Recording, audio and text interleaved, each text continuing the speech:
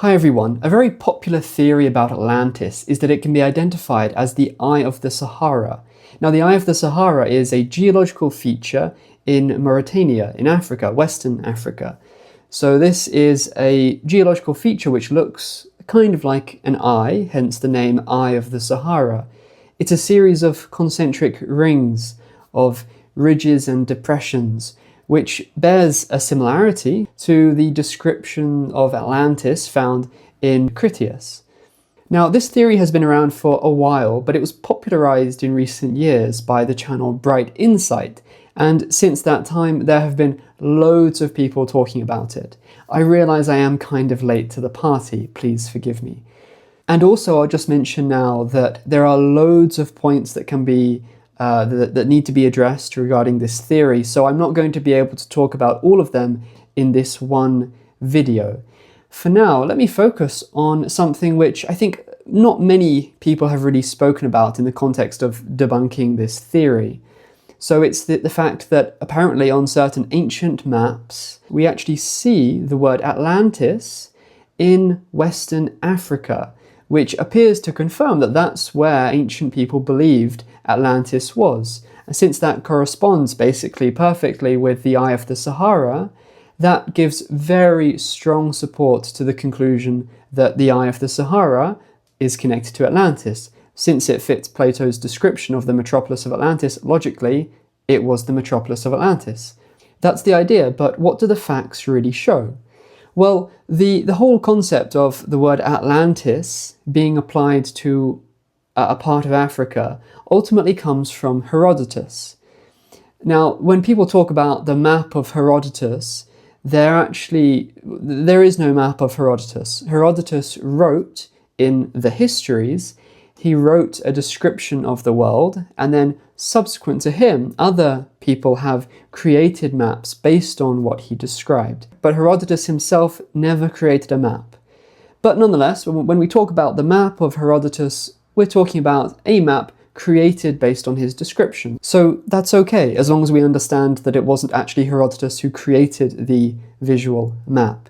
In any case, when we look at this map, based on Herodotus' description, we see that yes, he does indeed seem to place Atlantis kind of near the Eye of the Sahara, kind of in the region of West Africa. But does this mean that that's where Atlantis, the fabled city, the fabled island civilization, really was? Well, you notice that unlike in the place name Atlantis, this Atlantis is actually Atlantes, with ES on the end rather than IS.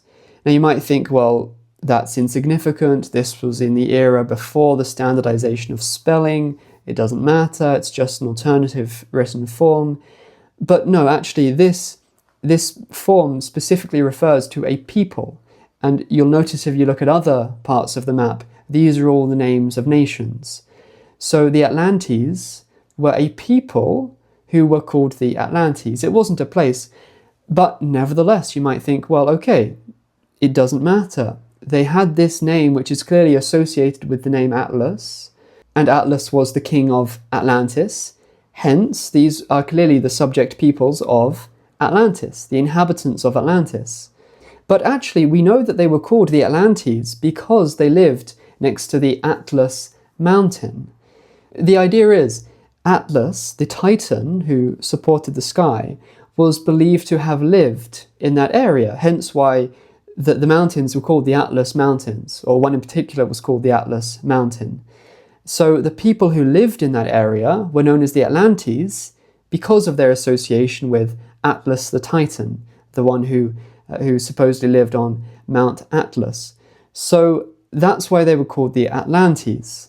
Now, okay, you could say, nevertheless, all that means is that Atlas, from the legend of Atlantis, was the same as the Titan Atlas, and he was believed to have lived there.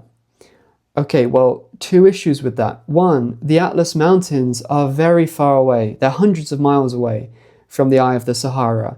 So even if we were to accept that, that still wouldn't place Atlantis in the Eye of the Sahara. That's like saying, well, such and such a place was associated with Italy, so that supports placing that such and such a thing over near Spain.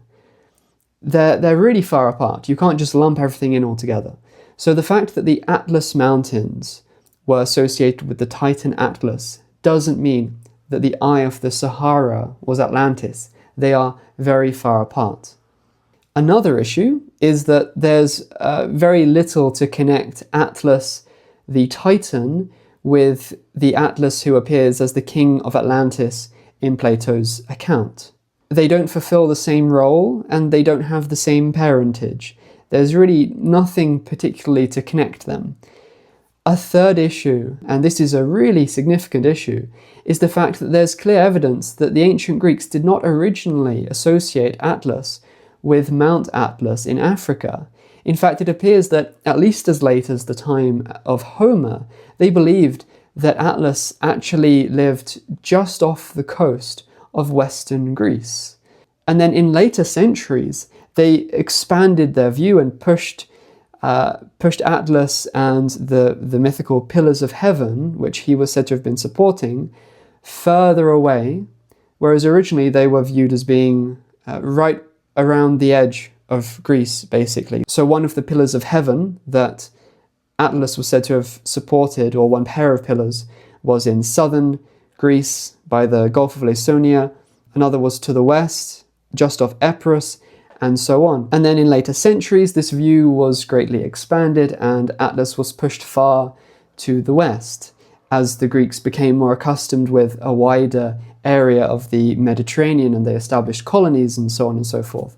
So their view of the world expanded, and so they pushed Atlas far to the west, which is why he came to be associated with Mount Atlas in Africa. So the Greeks wouldn't have associated him with that region until long after the legend of Atlantis must have originated.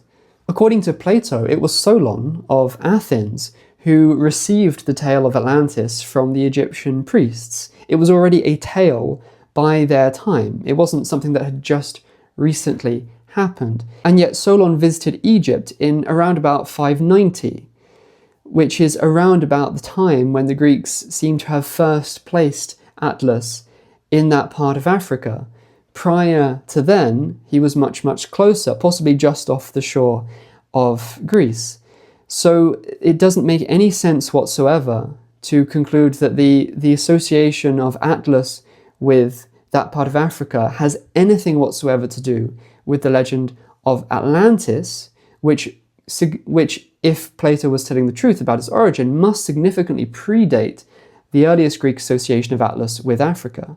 So for those reasons, I don't think that there's any valid case to be made whatsoever that there's any connection between the story of Atlantis, the fabled civilization, and the people, the Atlantes, in Africa. I don't think that idea stands up to any scrutiny whatsoever for the three reasons that I've presented.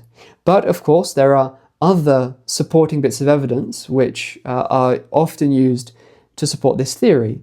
So in future videos, I'll have a look at some more pieces of evidence that supposedly show that the Eye of the Sahara was really Atlantis. Now, if you'd like to know, did King Arthur really die at the Battle of Camlan? Then come back next time for my next video.